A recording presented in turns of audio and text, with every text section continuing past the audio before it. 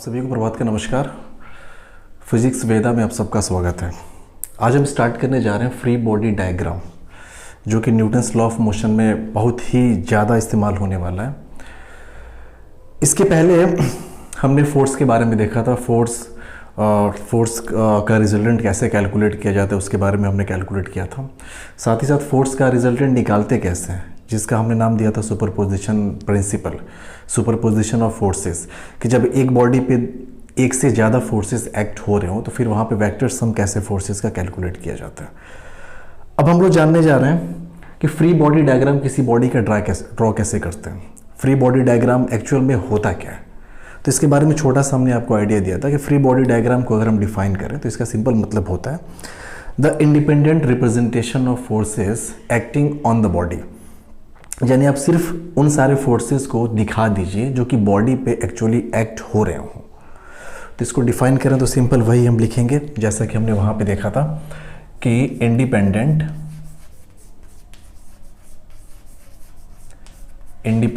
Representation of all the forces acting on the body,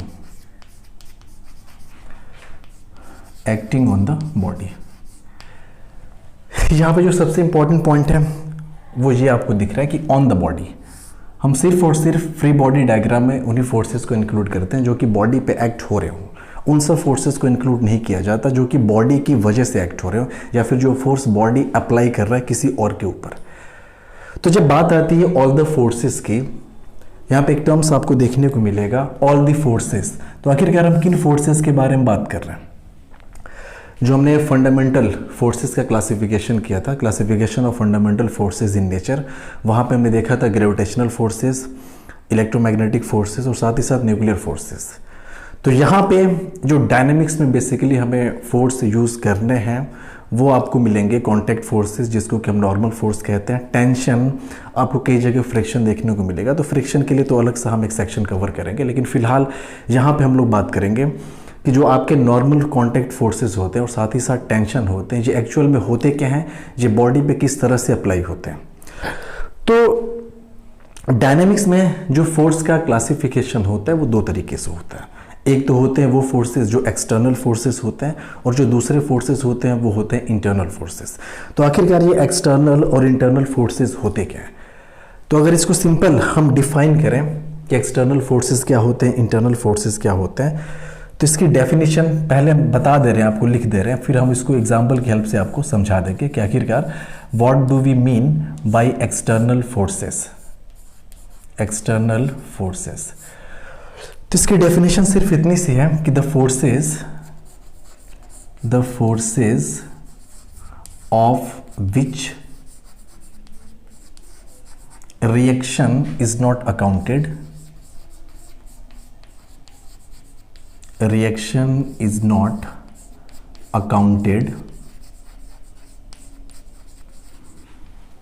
in a system। यानी वो सारे forces जिनके लिए हम रिएक्शन को इंक्लूड नहीं करते, वो सारे के सारे फोर्सेस कहलाते हैं आपके एक्सटर्नल फोर्स। अभी देखिए आपको थोड़ा सा अजीब लग रहा होगा, लेकिन जैसे हम एक एग्जांपल की हेल्प से आपको समझाएंगे, आपको पूरी तरह से ये चीज़ क्लियर हो जाएगी कि आखिरकार एक्सटर्नल फोर्सेस हम कहते किसे। तो यहाँ पे जो टर्म आया reaction is not accounted in a system, ये इंपॉर्टेंट है। अब एग्जाम्पल अगर हम यहाँ पे देखना चाहें तो आप बोलेंगे एग्जाम्पल में जो एक्सटर्नल फोर्स होते हैं, एक तो वो फोर्स होगा जो किसी एक्सटर्नल एजेंट ने अप्लाई किया है, यानी all the forces applied by an external agent, वो सारे के सारे फोर्सेस आपके एक्सटर्नल फोर्स के अंडर में आते हैं। तो एग्जाम्पल में आप लिख सकते हैं force applied by an external agent,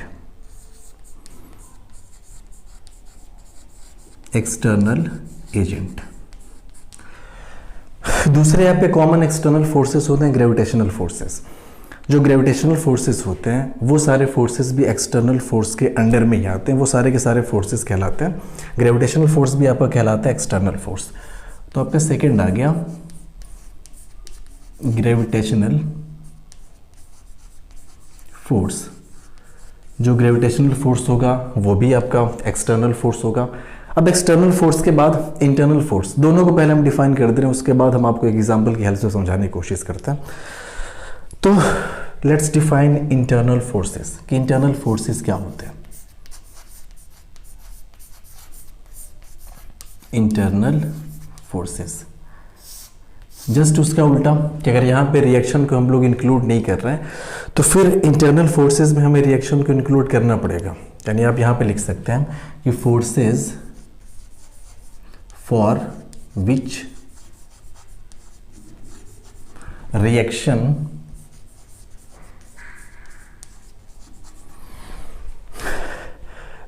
and action दोनों की बात हो रही है।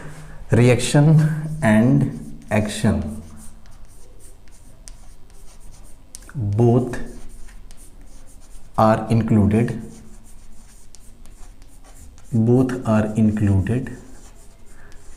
in a system। यानी कि वो सारे फोर्सेस जिनके लिए रिएक्शन और एक्शन दोनों को इंक्लूड किया जाता है सिस्टम में, वो सारे के सारे फोर्सेस आपके कहलाते हैं इंटरनल फोर्स। अब ये तो रही डेफिनेशन जो आपको किताबों में मिल जाएगी, और भी तरीके से इन सब चीज़ों को डिफाइन किया जाता है, लेकिन ये स्मॉल एक डेफिनेशन है, छोटी सी डेफिनेशन, जिसमें चीज़ों को हम क्लियर कर सकते हैं कि एक्सटर्नल फोर्स का मतलब वो सारे फोर्सेस जिनके लिए रिएक्शन को सिस्टम में इंक्लूड नहीं किया जाता, और इंटरनल फोर्सेस में action and reaction both are included in the system. अब एक एग्जांपल हम लेते हैं। जैसे हमने आपसे बोला कि लेट्स से एक हॉरिजॉन्टल सरफेस है कोई, और इस हॉरिजॉन्टल सरफेस पे एक हमने कोई ब्लॉक रखा हुआ है,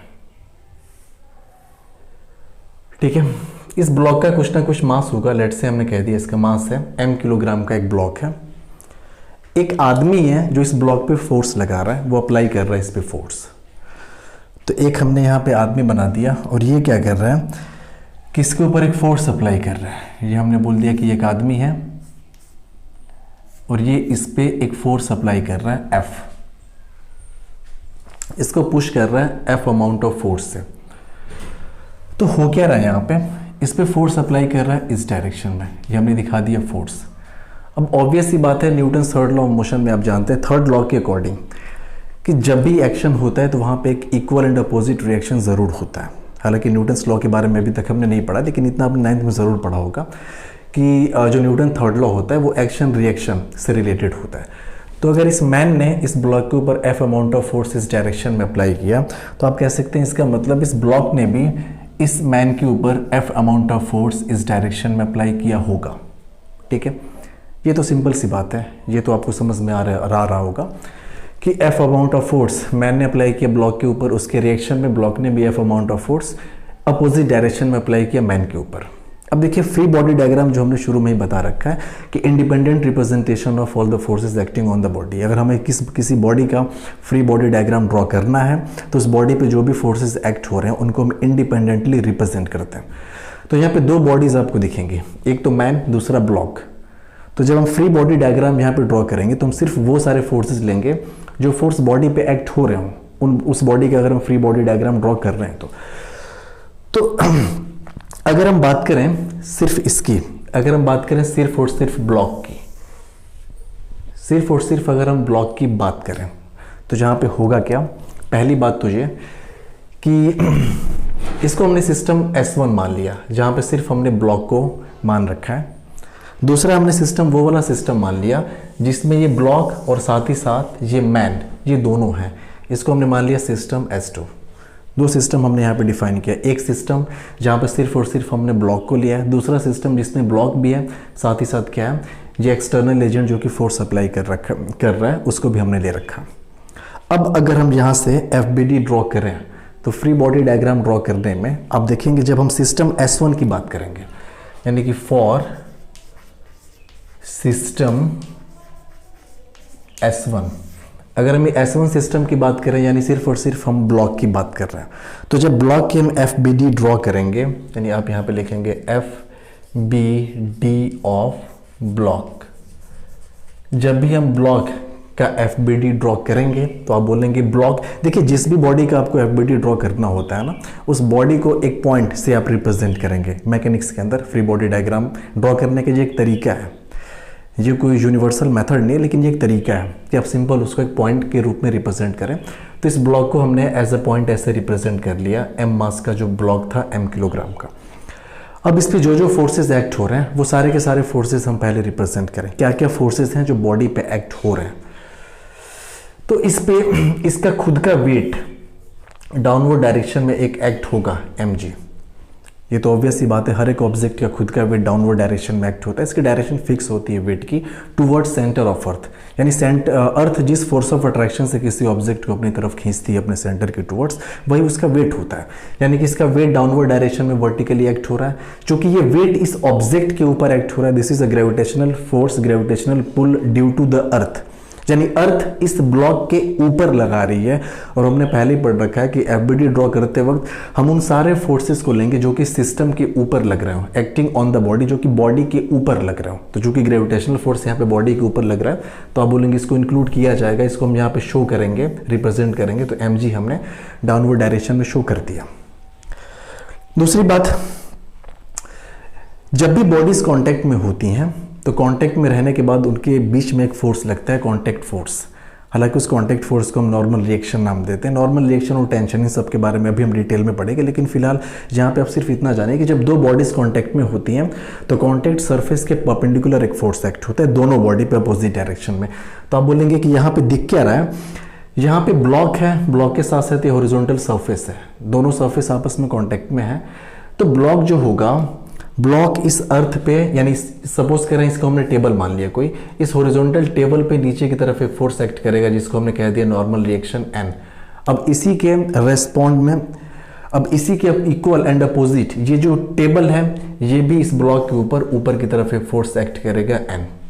ठीक है, तो हमें तो सिर्फ वही फोर्स लेने हैं ना जो ब्लॉक के ऊपर एक्ट हो रहे हैं। तो आपको एक फोर्स यहाँ से दिख रहा होगा, normal reaction n due to table. इसको हमने मान लिया कि ये टेबल है कोई हॉरिजॉन्टल जो हमने ले रखा है, यानी कि टेबल इस ब्लॉक के ऊपर अपोर डायरेक्शन में एक फोर्स एक्ट कर रहा है। और उस फोर्स को भी हम इंक्लूड करेंगे जब भी हम ब्लॉक का FBD ड्रॉ करेंगे। तो यहाँ पर हमने फोर्स n जो कि अपोर डायरेक्शन में है उसको इंक्लूड कर लिया। एक और फोर्स जो लग रहा है, एक्सटर्नल एजेंट इसके ऊपर अप्लाई कर रहा है।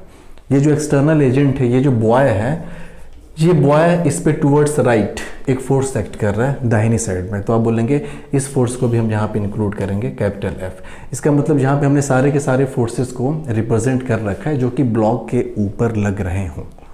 ठीक है, वो सारे के सारे फोर्सेस हमने यहाँ पे इंक्लूड कर दिए।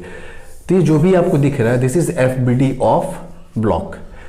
इस बॉय की अगर FBD की बात की जाए, चलिए इसको भी हम देख लेते हैं कि सिर्फ और सिर्फ इस बॉय का FBD ड्रॉ करना होता है, FBD ऑफ बॉय। तो यहाँ भी हम वही काम करेंगे, बॉय को एक सिंपल पॉइंट मास की तरह से हमने ट्रीट किया। इसका भी तो खुद का वेट होगा ना कुछ ना कुछ। चलो इसके मास को हमने मान लिया कैपिटल M, तो इसका जो वेट होगा डाउनवर्ड डायरेक्शन में नीचे काम करेगा कैपिटल M इंटू जी। यहाँ पर भी जो अर्थ है या फिर जो टेबल है, टेबल नॉर्मल रिएक्शन ऊपर की तरफ एक अप्लाई करेगी, उस नॉर्मल रिएक्शन को हमने मान लिया N1। ये N1 नॉर्मल रिएक्शन वो वाला है जो कि टेबल इस बॉय के ऊपर अप्लाई कर रहा है। अब जब टेबल बॉय के ऊपर N1 नॉर्मल रिएक्शन अप्लाई कर रही है तो ये जो बॉय है ये भी इस टेबल के ऊपर डाउनवर्ड डायरेक्शन में एक N1 नॉर्मल रिएक्शन अप्लाई कर रहा होगा।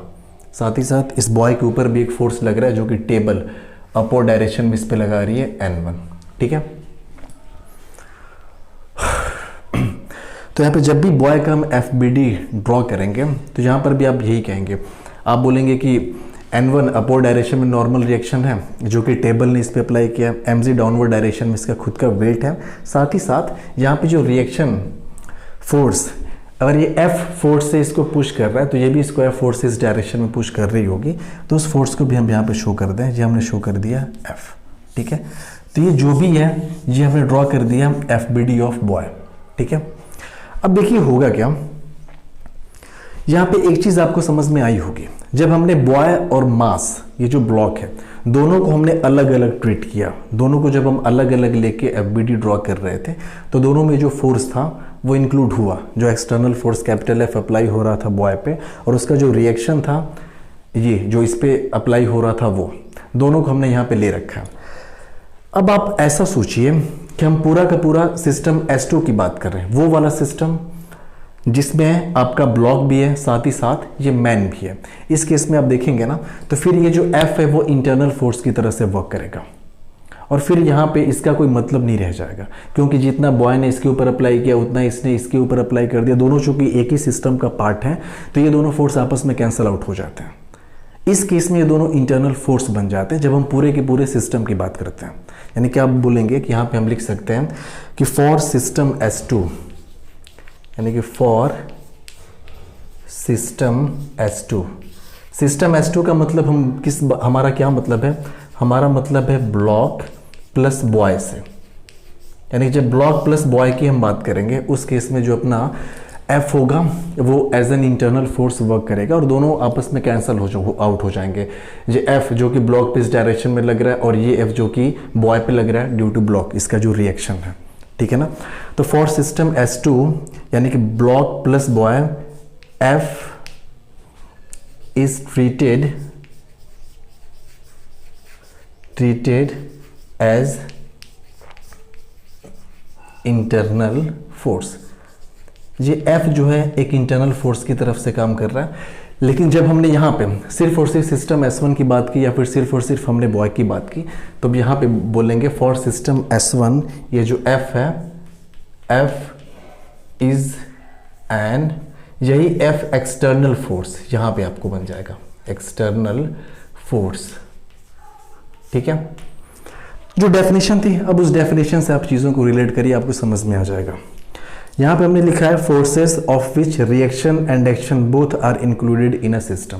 यानी कि जब सिस्टम में एक्शन और रिएक्शन दोनों इंक्लूड कर दिए जाते हैं, तो वो फोर्स क्या कहलाता है, आपका इंटरनल फोर्स। आप बात करिए यहीं पे, आप देखिए कि सिस्टम जब हमारा ये बॉय और ब्लॉक, जब हमने पूरे कंप्लीट सिस्टम को लिया था, जहाँ पे आपका बॉय भी था ब्लॉक भी था, उस केस में F जो कि ब्लॉक पे लग रहा था एक्शन था, और ब्लॉक जो कि इस बॉय पे लगा रहा था वो रिएक्शन था। दोनों को हमने इंक्लूड किया, और इंक्लूड करने के बाद दोनों कैंसिल हो गए। उस केस में F क्या बन गया, आपका इंटरनल फोर्स बन गया। लेकिन यहाँ पे कुछ ऐसा नहीं था, यहाँ पे सिर्फ और सिर्फ हमने एक्शन को इंक्लूड किया। ये कौन सा एक्शन है, जो कि यहाँ पे अप्लाई कर रहा है बॉय इस ब्लॉक के ऊपर। तो जहाँ पे ये F एक्सटर्नल फोर्स है, और यहाँ पे जो F है वो इंटरनल फोर्स है। आई होप कि आपको थोड़ा थोड़ा समझ में आ रहा होगा। एक और एग्जांपल आपको हम देना चाहेंगे। जैसे आप एक बात हमेशा याद रखिए कि अगर किसी बॉडी पे एक्सटर्नल फोर्स एक्ट कर रहा है, तो अगर एक्सटर्नल फोर्स नेट कुछ ना कुछ बॉडी पे एक्ट हो रहा है, तो वो बॉडी को एक्सेलरेट कराता है। अगर बॉडी फ्री टू मूव है, तो एक्सटर्नल फोर्स बॉडी में एक्सेलरेशन प्रोड्यूस करता है। लेकिन जो इंटरनल फोर्सेस होते हैं बॉडी में लगने वाले, वो बॉडी को एक्सेलरेट नहीं करा पाते। किसी भी बॉडी की आप बात करें, आप सिंपल किसी भी बॉडी की बात करें, जैसे हम इस चौक की बात करें, तो चौक के अंदर जो इसके एटम्स हैं, जो इसके मॉलिक्यूल्स हैं, उनके बीच में inter atomic force of attraction, force of repulsion, whatever, सारे के सारे फोर्सेस जो भी इसमें एक्ट हो रहे होंगे इनके एटम्स के बीच में, वो सारे के सारे इंटरनल फोर्स हैं। अब वो इंटरनल फोर्स हैं, तो हम यहाँ पे देख सकते हैं कि उन इंटरनल फोर्स की वजह से इस बॉडी के अंदर कोई मोशन नहीं आ रहा है। ये बॉडी ना तो एक्सेलरेट हो रही, ना तो रिटार्ड हो रही है, कुछ नहीं हो रही, ना तो इसकी शेप चेंज हो रहा है, ना तो इसका साइज चेंज हो रहा है, कुछ भी नहीं हो रहा है। यानी इंटरनल फोर्स का कोई मतलब नहीं रह जाता। इंटरनल फोर्स फाइनली आपस में कैंसिल आउट हो जाते हैं, जैसे यहाँ पे हुआ था। अगर हम पूरे के पूरे सिस्टम की बात कर रहे थे, जहाँ पे हमने ब्लॉक और इस मैन दोनों को इंक्लूड कर लिया था, उसके बाद हमने देखा, तो आप बोलेंगे फिर यहाँ पे F को इंक्लूड नहीं करेंगे, क्योंकि F जो होगा वो एक इंटरनल फोर्स की तरह से वर्क कर रहा है। जैसा कि हम चौक के केस में बता रहे हैं, हर एक ऑब्जेक्ट के अंदर कोई भी रिजिड बॉडी आपकी है, तो उसके एटम्स के बीच में या फिर उसके मॉलिक्यूल्स के बीच में इंटर एटॉमिक फोर्सेस एक्ट होते रहते हैं। वो सारे के सारे फोर्सेस वो म्यूचुअल होते हैं। जितना एक एटम दूसरे एटम पे लगाता है, उतना दूसरा पहले वाले एटम पे लगाता है। डायरेक्शन अपोजिट होती है, वो फाइनली कैंसिल आउट हो जाते हैं फोर्सेस, और फिर हम ये कह सकते हैं कि नेट फोर्स जीरो होता है, और उन इंटरनल फोर्सेस का कोई इफेक्ट बॉडी के ऊपर देखने को नहीं मिलता।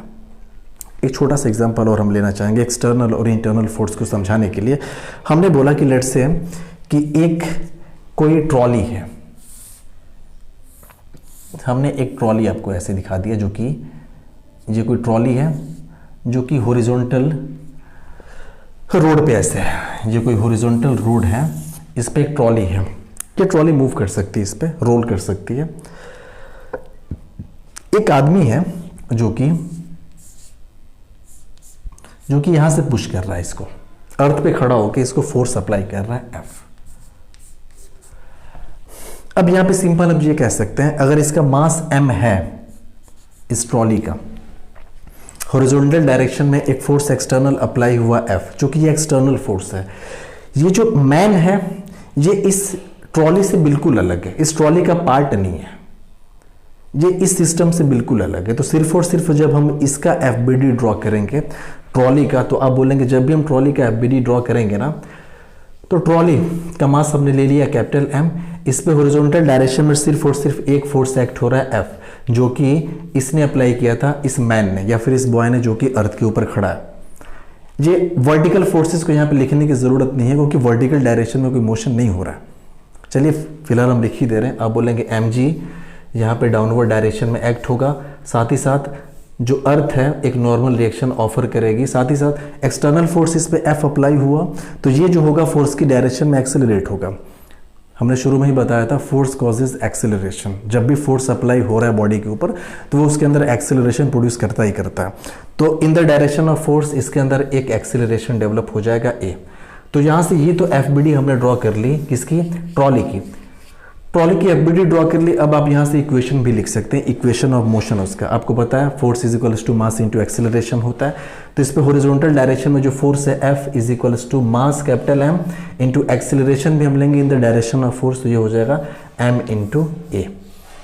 चूंकि वर्टिकल डायरेक्शन में कोई मोशन नहीं हो रहा है, ना तो ये ट्रॉली ऊपर जा रही है ना तो नीचे जा रही है, इसका मतलब वर्टिकल डायरेक्शन के जो फोर्सेस होंगे वो आपस में बैलेंस होंगे, यानी जो इतना इसका वेट रहा होगा ट्रॉली का उतना ही नॉर्मल रिएक्शन इस ग्राउंड ने ऊपर की तरफ ऑफर किया होगा। तो आप बोल सकते हैं यहाँ से हो जाएगा N is equals to mg। तो वर्टिकल डायरेक्शन में हमने फोर्स को क्या कर दिया, बैलेंस कर दिया। तो ये तो रही बात जब ये जो बॉय था ये ट्रॉली के बाहर से इसको पुश कर रहा था, तो वहां पे ये जो F था ये एक्सटर्नल फोर्स की तरह से बिहेव कर रहा था। और जब भी एक्सटर्नल फोर्स होता है तो हमने बोला कि बॉडी में एक्सेलरेशन प्रोड्यूस होता है, वो बॉडी को एक्सेलरेट कराता है। और यहाँ से आप देख सकते हैं कि जो एक्सेलरेशन की वैल्यू हो जाएगी force divided by capital M, ये एक्सेलरेशन हो जाएगा। और ये एक्सेलरेशन कैसे प्रोड्यूस हुआ, इस एक्सटर्नल फोर्स F की वजह से। अब थोड़ा सा केस को हम इसको चेंज करना चाहेंगे।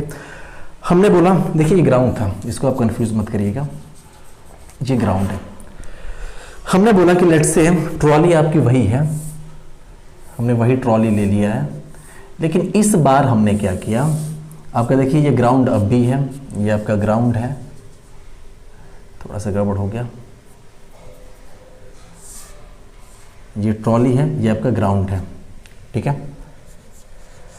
अब की बार हमने क्या किया, ये जो बॉय पहले ग्राउंड पे खड़े होकर इस पे फोर्स अप्लाई कर रहा था। देखिए यहाँ पे हो क्या रहा है, यहाँ पे एक चीज और आप शायद नोटिस नहीं करेंगे, अगर ये बॉय ने इस पे कैपिटल F फोर्स लगाया है ना, तो ये जो ट्रॉली है इसका रिएक्शन इस पे अप्लाई करेगी कैपिटल F बैकवर्ड डायरेक्शन में। तो चूंकि हम यहाँ पे बॉय का FBD वगैरह ड्रॉ नहीं कर रहे हैं, इसलिए हमें इससे कुछ मतलब नहीं है। हम इंटरेस्टेड थे कि इस कैपिटल ये जो कैपिटल F अमाउंट ऑफ जो फोर्स है ट्रॉली के साथ क्या कर रहा है, हम उस बात के लिए इंटरेस्टेड थे, इसलिए हमने बॉय के लिए फोर्स वगैरह को शो नहीं किया। यहाँ पे हमने क्या किया केस सेकंड में, चलिए इसको हम मान लें कि ये आपका केस 1 था, जब बॉय आपका ग्राउंड पे खड़े होकर फोर्स लगा रहा था ट्रॉली के ऊपर। सेकंड वाले केस में हमने क्या किया, इस बॉय को हमने इस ट्रॉली के अंदर चढ़ा दिया, ठीक है। अब ये क्या कर रहा है, इस पे फोर्स लगा रहा है, धक्का दे रहा है इसको। अब इस पे भले ही फोर्स अप्लाई कर रहा है इधर F, आप इसको प्रैक्टिकली फील कर सकते हैं। अब सोचिए कि आप किसी ऑटो में बैठ के या किसी भी व्हीकल में बैठ के उस व्हीकल को पुश करके क्या उसको मूव करा सकते हैं, कभी पॉसिबल नहीं है। कभी भी हम किसी ऑटो में या फिर किसी भी व्हीकल में बैठ के उस पर फोर्स लगा के उसको मूव नहीं करा सकते, उसको एक्सेलरेट नहीं करा सकते, ऐसा कभी पॉसिबल है ही नहीं। आप इसको देख लीजिएगा, आप कार की ड्राइविंग सीट पे बैठ के कार को पुश करिएगा, धक्का दीजिएगा, उसमें कोई मोशन नहीं होगा, कोई भी एक्सेलरेशन दूर की बात है, वो हिलेगी इतनी कार। लेकिन वही उतना ही फोर्स अगर आप गाड़ी के बाहर उतर के बाहर से अगर अप्लाई करें उस कार के ऊपर, तो हो सकता है कार एक्सेलरेट हो जाए।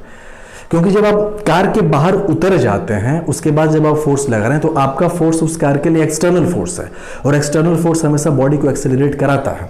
लेकिन अब जब आप उस गाड़ी के अंदर हैं, उस व्हीकल के अंदर, यानी कि जब आप उस ट्रॉली के अंदर हैं, अब आप जब उस पर फोर्स लगा रहे हैं तो एक्चुअल में आप उस ट्रॉली का एक पार्ट बन चुके हैं, आप उस सिस्टम का एक पार्ट बन चुके हैं। ठीक है। और सिस्टम का जैसे ही आप पार्ट बने वैसे ही क्या हुआ कि आपने इस पे जो फोर्स F लगाया, ये ट्रॉली ने भी आप पे बैकवर्ड डायरेक्शन में उतना फोर्स लगाया। अब यहाँ पे एक्शन रिएक्शन दोनों इंक्लूड कर दिए जाएंगे। अब देखिए, चूंकि ये जो फोर्स लगा है बॉय के ऊपर, आप ये नहीं कहेंगे कि ये जो फोर्स है बॉय के ऊपर लग रहा है, चूंकि बॉय जो है वो सिस्टम का एक पार्ट है, तो आप ये बोलेंगे कि इस पूरे के पूरे सिस्टम पे एक फोर्स लगा फॉरवर्ड डायरेक्शन में और एक फोर्स लगा बैकवर्ड डायरेक्शन में। हालांकि देखने से तो ये लग रहा है कि ये वाला जो फोर्स है वो ट्रॉली पे अप्लाई हुआ बाय द बॉय, और ये वाला जो फोर्स है वो अप्लाई हुआ बॉय पे बाय द ट्रॉली, रिएक्शन के फॉर्म में। ट्रॉली ने रिएक्ट किया बॉय पे लेफ्टवर्ड डायरेक्शन में एफ अमाउंट ऑफ फोर्स है। लेकिन एक्चुअल में हो क्या रहा है, हो ये रहा है, चूंकि ये बॉय इस ट्रॉली से अलग नहीं है, तो ट्रॉली इस पे जो रिएक्शन ऑफर कर रही है, तो आप ये मान सकते हैं एक सिंपल शब्दों में कि ये बॉय इस पे राइटवर्ड डायरेक्शन में ट्रॉली पे फोर्स एक्ट कर रही है, ट्रॉली रिएक्ट कर रही है लेफ्टवर्ड डायरेक्शन में बॉय के ऊपर। चूंकि बॉय भी ट्रॉली के अंदर है, तो जो बॉय के ऊपर लेफ्टवर्ड डायरेक्शन में फोर्स एक्ट हो रहा है वो डायरेक्टली ट्रांसफर हो जा रहा है ट्रॉली को। यानी कि हम ये मान सकते हैं कि ट्रॉली के ऊपर एक लेफ्टवर्ड डायरेक्शन में फोर्स एक्ट हो रहा है, और चूंकि राइटवर्ड डायरेक्शन में बॉय इस पे अप्लाई कर ही रहा था, दोनों के दोनों फोर्स आपस में कैंसल आउट हो जाते हैं। क्यों? क्योंकि दोनों एक ही बॉडी पे एक्ट होने शुरू हो गए। बात समझ में आई? तो यहाँ पे जब एक्शन और रिएक्शन को इंक्लूड कर दिया गया, तो ये फोर्स F यहाँ पे वर्क करेगा as an internal force. I hope कि आपको ये समझ में आया होगा। फिर से एक बार आपको हम क्लियर कर दें। देखिए, जब ये बॉय ट्रॉली के बाहर था, ट्रॉली के बाहर से इसको जब पुश कर रहा था, तो हुआ क्या, capital F amount of force boy ने लगाया इस ट्रॉली के ऊपर टुवर्ड्स राइट, इस डायरेक्शन में लगाया। ठीक है, ट्रॉली ने भी रिएक्ट किया बॉय के ऊपर लेफ्ट की डायरेक्शन में। अब हम सिर्फ और सिर्फ ट्रॉली की बात करें तो आप बोलेंगे ट्रॉली पे एक नेट फोर्स लग रहा है हॉरिजॉन्टली, जो कि बॉय ने अप्लाई किया है इधर। ये जो फोर्स आपको दिखाई दे रहा है ना, ये बाई बॉय, ये बॉय ने अप्लाई किया ट्रॉली के ऊपर। ये आपका ट्रॉली है जो कि हमने यहाँ पे दिखा रखा है। ठीक है, हॉरिजॉन्टल डायरेक्शन में एक्सेलरेट हो जाएगी ट्रॉली, तो हमने वही Newton second law of motion के अकॉर्डिंग यहाँ पे हमने इक्वेशन बना लिया, force is equals to mass multiplied by acceleration. तो फिर एक्सेलरेशन का एक्सप्रेशन यहाँ से निकल के आ गया, acceleration is equals to force divided by mass. यानी कि यहाँ पे जो एक्सटर्नल फोर्स था उसने इसको एक्सेलरेट करा दिया। तो आप बोलेंगे फिर इस फोर्स का क्या, ये जो फोर्स ट्रॉली ने इस मैन के ऊपर रिएक्शन के तौर पे लगा, इस फोर्स का कुछ नहीं, ये तो मैन के ऊपर लगा है ना। ये फोर्स जो कुछ भी करेगा वो मैन के साथ करेगा, वो मैन को मूव कराए न कराए वो बात की बात है। हम सिर्फ इंटरेस्टेड हैं कि यहाँ पे ये F एक्सटर्नल फोर्स है, कब, जब ये मैन इस ट्रॉली का पार्ट नहीं था, ट्रॉली से अलग था। लेकिन जैसे ही ये मैन इस ट्रॉली के अंदर आके बैठ गया, उसके बाद इस मैन ने उसको पुश किया राइटवर्ड डायरेक्शन में, तो आप बोलेंगे कि राइटवर्ड डायरेक्शन में ये जो फोर्स लगा है F, ये लगा है ऑन ट्रॉली। ये ट्रॉली पे फोर्स लगा है बाई बॉय, इस बॉय की वजह से फोर्स लगा। ठीक है, ट्रॉली पे तो ट्रॉली पे राइटवर्ड डायरेक्शन में फोर्स लग गया F इस बॉय की वजह से। अब ट्रॉली ने क्या किया, बॉय पे फोर्स लगा दिया लेफ्टवर्ड डायरेक्शन में। क्योंकि बॉय ट्रॉली का ही एक पार्ट है, सिस्टम का ही एक पार्ट है, तो आप ये कह सकते हैं कि ये जो फोर्स है बॉय पे लगा है, या फिर आप ये बोलिए कि ये जो लेफ्टवर्ड डायरेक्शन में फोर्स है वो ट्रॉली पे ही लगा है। तो आप देख सकते हैं ट्रॉली पे एक लेफ्ट में भी फोर्स है और एक साथ ही साथ राइट में भी फोर्स है, दोनों फोर्स आपस में कैंसिल हो जाए। क्योंकि आपको पता है किसी एक ही बॉडी पे दो डायरेक्शन में फोर्स अगर एक्ट हो जाए, दोनों इक्वल हो, तो फिर नेट फोर्स जीरो हो जाता है, बॉडी में कोई भी एक्सेलरेशन कोई भी एक्सेलरेशन प्रोड्यूस नहीं होगा, डेवलप नहीं होगा। यहां पर भी कुछ वैसा ही हो रहा है, ये दोनों फोर्स आपस में कैंसिल आउट हो गए। ठीक है, फिर से आप समझिए, ये फोर्स बॉय पे नहीं लग रहा है, क्योंकि बॉय ट्रॉली का ही पार्ट है, तो आप बोलिए बॉय पे लग रहा है या फिर ट्रॉली पे लेफ्टवर्ड लग रहा है, बात एक ही है। तो यही होता है एक्सटर्नल फोर्स और इंटरनल फोर्स की कहानी। सब कुछ सिस्टम डिपेंडेंट होता है कि ओवरऑल किस सिस्टम की बात कर रहे हैं। तो एफबीडी जब भी ड्रॉ करना होगा तो हमें इन सब चीज़ों का ध्यान रखना है।